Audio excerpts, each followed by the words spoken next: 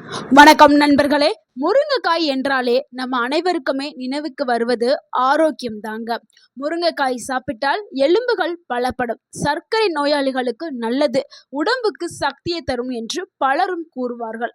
ஆனா அளவுக்கு அதிகமா முருங்கைக்காய் சாப்பிட்டால் என்ன ஆகும்? முக்கியமா முருங்கைக்காயை யாரெல்லாம் சாப்பிடவே கூடாது, யாரு ரொம்ப கவனமாக சாப்பிட வேண்டும்? முருங்கை விதை, முருங்கை இலை, முருங்கைக்காய் இதுல எது ரொம்பவுமே பயனுள்ளது, பாதுகாப்பானது, நிறைய மருத்துவ குணங்கள் கொண்டது? இன்னைக்கு வீடியோல முருங்கைக்காயை பற்றிய முழு விவரத்தையும், முருங்கைக்காய் அதிகமா சாப்பிட்டால் என்னென்ன பக்க விளைவுகள் ஏற்படும், யாருக்கு இது உயிருக்கே ஆபத்தை ஏற்படுத்தக்கூடும், எல்லாத்தையும் நம்ம அந்த வீடியோல பார்க்க போறோம். ஸோ வீடியோவை கடைசி வரைக்கும் பாருங்க. கண்டிப்பா இந்த ஒரு வீடியோ உங்களுடைய ஆரோக்கியத்திற்கு பயனுள்ள ஒரு வீடியோவாக இருக்கும். ஸோ வீடியோவை ஸ்கிப் பண்ணாம முழுமையா பாருங்க. உங்கள் ஆரோக்கியம் உங்கள் கையில் தான். முருங்கைக்காயை ஏன் நம்ம ஒரு சூப்பரான ஃபுட் அப்படின்னு சொல்றோம்னா, முருங்கைக்காய் இந்தியாவில் பாரம்பரிய உணவாக பல நூற்றாண்டுகளாகவே பயன்படுத்தப்பட்டு வருது. இதில் vitamin C, vitamin A, potassium, calcium, iron, magnesium, dietary fibre, antioxidant போன்ற பல சத்துக்கள் இதில் இருக்குது. ஆனால் நோய் எதிர்ப்பு சக்தி, செரிமானம், எலும்பு ஆரோக்கியம், இதய ஆரோக்கியம், கண் ஆரோக்கியம் போன்றவற்றுக்கு பல நன்மைகளை கிடைக்கிறதுக்கு முருங்கைக்காய், முருங்கைக்கீரை பயன்படுது. ஆனால் எந்த உணவாக இருந்தாலும் அளவுங்கிறது ரொம்பவே முக்கியம்ல. இதுக்கு ஒரு பழமொழி கூட இருக்குல்ல, அளவுக்கு மீறினால் அது அமிர்தமாக இருந்தாலும் நஞ்சாக்கப்படும். ஸோ எந்த உணவாக இருந்தாலும் அதுதான். ஸோ நம்ம வீட்டில் முருங்கைக்காய் இருக்குது, சீசனில் முருங்கைக்காய் கிடைக்குதுன்னு நம்ம எல்லா உணவுகள்லையும் முருங்கைக்காய் சேர்த்து சாப்பிடுவோம். ஸோ இப்படி சாப்பிட்றதுனால என்ன விளைவுகள் ஏற்படும் எல்லாத்தையும் நம்ம பார்க்கலாம். அதிகமாக முருங்கைக்காயை சாப்பிடும்போது முருங்கைக்காயில் நார்ச்சத்து அதிகமாக இருக்குது. ஒரே நாளில் அதிகமாக சாப்பிட்டோம்னா வயிறு உப்பசம், வாய்வு, வயிற்று வலி, லூஸ் மோஷன், சிலருக்கு மலச்சிக்கல் ஏற்படுறதுக்கும் வாய்ப்பு இருக்குது.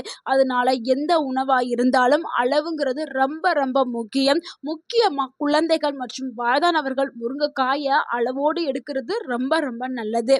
அடுத்து யாரெல்லாம் முருங்கைக்காயை பயன்படுத்தக்கூடாது, அப்படி பயன்படுத்தினா அவங்களுக்கு என்னென்ன பிரச்சனை வரும் எல்லாத்தையும் நம்ம இப்போ பார்க்கலாம். அதில் முதலாவது நபர் யாருன்னா, லோ பிளட் சுகர் இருக்கக்கூடிய நபர்கள் முருங்கைக்காயை பயன்படுத்தும் போது அவங்க ரொம்பவுமே கவனமாக இருக்கணும், இல்லைன்னா பயன்படுத்தாமல் இருக்கணும். முருங்கை இலை மற்றும் முருங்கைக்காய் ரெண்டுமே இரத்த சர்க்கரையை குறைக்கக்கூடிய சேர்மங்கள் கொண்டது.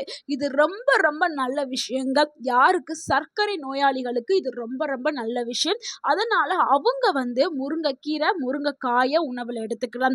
ஆனால் அந்த சர்க்கரை அளவு மிகவும் குறைவாக இருக்கக்கூடிய நபர்கள் இருக்கிறாங்கல்ல, அவங்க எடுத்துக்கிட்டா ரொம்பவுமே ஆபத்து. ஏன்னா மிகவும் ரத்த சர்க்கரை அளவு குறையிறதுக்கு வாய்ப்பு இருக்குது.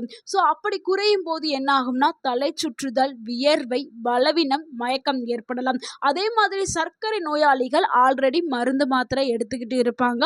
அவங்க கொஞ்சம் அளவை கூட சாப்பிட்டாலும் என்ன ஆகும், பிளட் சுகர் குறைய ஆரம்பிக்கும். ஸோ அவங்க தினமும் சாப்பிட்டாலோ இல்லை அதிகமாக சாப்பிட்டாலோ என்ன ஆகும், சுகர் லெவல் திடீர்னு ரொம்பவுமே குறைய ஆரம்பிக்கிறதுக்கு வாய்ப்பு இருக்கு. அப்படி குறையும் போது அவங்களுக்கும் தலை சுற்றுதல், வியர்வை, பலவீனம், மயக்கம் இதெல்லாம் ஏற்படலாம்.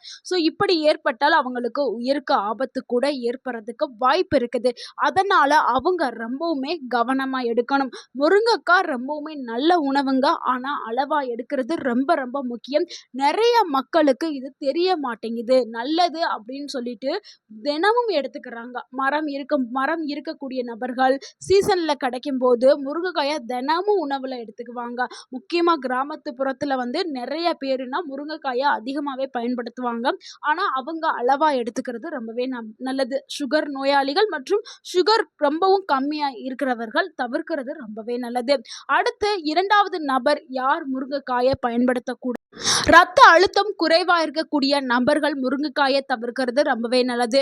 ஏன்னா முருங்கைக்காயில சில இயற்கையான சேர்மங்கள் இருக்குது, அது ரத்த அழுத்தத்தை குறைக்கும் தன்மை கொண்டது.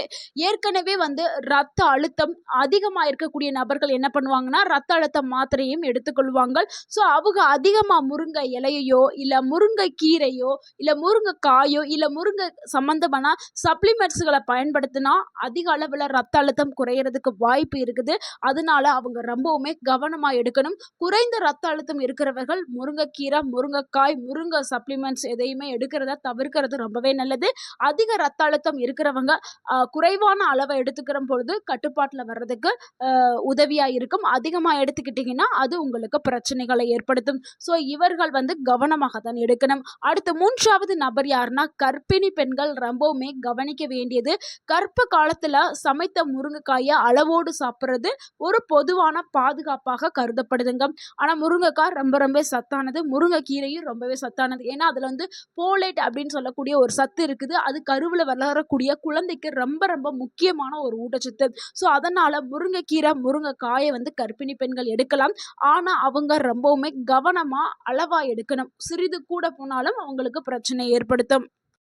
ஆனா கர்ப்ப காலத்துல கர்ப்பிணிகள் வந்து முருங்கை பட்டையோ இல்ல முருங்கை வேரையோ இந்த மாதிரியான உணவுகளை எடுக்கிறத ரொம்பவே தவிர்க்கணும். சிலர் வீடுகள்ல வீட்டு வைத்தியம் சொல்லி, பாட்டி வைத்தியம் சொல்லி நிறைய பேர் என்ன பண்ணுவாங்க, முருங்கை பட்டையில ஏதாவது கஷாயம் வைக்கிறது, முருங்கை வேர்ல ஏதாவது பண்றது. ஸோ இந்த மாதிரி எல்லாம் பண்ணுவாங்க. ஸோ அதை வந்து கர்ப்ப காலத்துல ரொம்பவுமே தவிர்க்கணும். ஏன்னா அந்த முருங்கை வேர்கள் மற்றும் முருங்கை பட்டைகள் என்ன பண்ணுதுன்னா கருப்பைய சுருக்குறதா தூண்டுறதுக்கு வாய்ப்பு இருக்குது. அதனால கர்ப்பப்பைய ஓகேங்களா? அதனால அத தவிர்க்கிறது ரொம்ப ரொம்ப நல்லது. அதே மாதிரி எந்த ஒரு முருங்கை சம்பந்தமான சப்ளிமெண்ட்ஸ்களையும் நீங்க கர்ப்ப காலத்துல பயன்படுத்துறதா இருந்தா, உங்களுடைய மருத்துவர்ட்ட ஆலோசனை பெற்றுட்டு பயன்படுத்துறது தான் ரொம்பவே நல்லது. ஸோ நல்லது தான். ஆனா நீங்க தவறாக பயன்படுத்தினால் அது ஆபத்தை ஏற்படுத்தும்.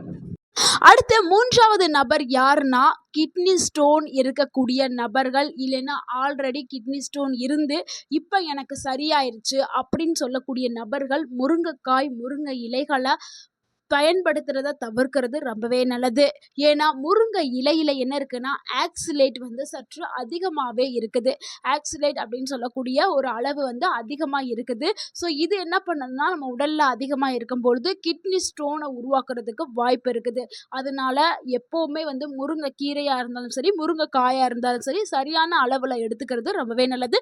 இந்த கிட்னி ஸ்டோன் ப்ராப்ளம் இருக்கிறவங்க தவிர்க்கிறது நல்லது. அடுத்த 5வது நபர் யாருன்னா, அலர்ஜி இருக்கக்கூடிய பீப்பிள்ஸ். ஏற்கனவே வந்து சிலருக்கெல்லாம் சில உணவுகள் சாப்பிட்டால் அலர்ஜி ஏற்படும். அவங்க வந்து முருங்கை இலையோ, முருங்கை காயோ சாப்பிடுறது தவிர்க்கணும். சிலரெல்லாம் முருங்கைக்கீரை, முருங்கைக்காய் சாப்பிட்ட உடனே அரிப்பு ஏற்படும். ஸோ அரிப்போ, இல்ல தோள்கள் சிவந்து வாந்தி வர்ற மாதிரியான ஒரு உணர்வு, உதடு வீக்கம் இதெல்லாம் ஏற்பட்டுச்சுன்னா, நீங்க முருங்கைக்காய், முருங்கைக்கீரைய சாப்பிடுறத தவிர்க்கிறது நல்லது. அடுத்து உங்களுடைய மருத்துவர அணுகுறதும் ரொம்பவே நல்லது. சிலருக்கு ஆல்ரெடி அலர்ஜி இருக்க பீப்பிள்ஸ் இத தவிர்க்கிறது ரொம்பவே நல்லது. அடுத்து 6வதா பார்க்கக்கூடிய அந்த நபர் யாருன்னா, மருந்து மாத்திரை. சில மருந்து மாத்திரை எடுக்கக்கூடிய நபர்கள் தாங்க. முக்கியமா தைராய்டு மெடிசின்ஸ், பிளட் தின்னர் மருந்து மாத்திரைலாம் எடுப்பாங்கல்ல. ஸோ அவங்க எல்லாருமே வந்து முருங்கைக்காய பயன்படுத்தும்போது ரொம்பவுமே கவனம் தேவை. அதுக்கப்புறம் சப்ளிமெண்ட்ஸ் நிறைய பேர் பயன்படுத்துவாங்க. ஸோ சப்ளிமெண்ட்ஸ் நீங்க பயன்படுத்துறதா இருந்தா, நீங்க உங்களுடைய மருத்துவர்ட்ட ஆலோசனை கேட்டுட்டு பயன்படுத்துறது ரொம்ப ரொம்ப நல்லது. அடுத்து ஒரு முக்கியமான ஒரு விஷயங்க. இப்ப எல்லாமே வந்து முருங்கைக்காய் பவுடர், முருங்கைக்கீரை பவுடர் ரொம்பவுமே ட்ரெண்ட் ஆயிட்டு இருக்குது. அதுவும் ஆன்லைன்ல நிறையவே சேல் ஆயிட்டு இருக்குது. ஏன்னா முருங்கைக்கீரை வந்து ரொம்பவுமே நல்லது அப்படின்னு எல்லாருக்கும் தெரியும். ஸோ அதனால முருங்கைக்கீரை பவுடரை வந்து வாங்கி சாப்பிட்றாங்க. முருங்கைக்கீரையோட பவுடர் அண்ட் காயோடைய சைடு எஃபெக்ட்டை பார்த்துடலாம். இப்ப எல்லாருமே வாங்கிட்டு இருக்காங்க. ஆனா சரியான முறையில சாப்பிட்றாங்களா அப்படின்னு தெரியல. ரொம்ப ரொம்ப அளவு ரொம்பவே முக்கியம். ஸோ அளவா நீங்க எடுத்துக்கிட்டீங்கன்னா ஒரு பிரச்சனையும் ஏற்படாது. கொஞ்சம் அதிகமா நீங்க சாப்பிட்டீங்கன்னா வயிற்றுப்போக்கு, வாந்தி, செரிமான கோளாறு இதெல்லாம் ஏற்படுறதுக்கு வாய்ப்பு இருக்குதுங்க. அடுத்து குழந்தைகளுக்கு முருங்கைக்காய் மிகவுமே நல்ல உணவு. ஆனா வந்து நீங்க கொடுக்கிற விதத்துல தான் இருக்குது. சில குழந்தைகளுக்கெல்லாம் நீங்க முருங்கைக்காயை அப்படியே கொடுத்துட்டீங்கன்னா அந்த நார் போய் தொண்டையில சிக்கிறதுக்கான வாய்ப்பு இருக்குது. அதனால வந்து நீங்க அதுல உள்ள இருக்கக்கூடிய சதைப்பகுதியை மட்டும் எடுத்து கொடுங்க. குழந்தைகளுக்கு கொடுக்கும்போது அதே மாதிரி நல்லா வேக வச்சு கொடுங்க. அடுத்து வயதானவர்களுக்கு முருங்கைக்காய் ஒரு சிறந்த உணவா இருக்குது. ஆனா அளவோடு அவங்க எடுத்துக்கிட்டாங்கன்னா நல்ல ஒரு அவங்களுக்கு ஆரோக்கியத்தை கொடுக்கும். அளவுக்கு மேல எடுத்துக்கிட்டா அது ஆபத்தை கண்டிப்பா கொடுக்கும்.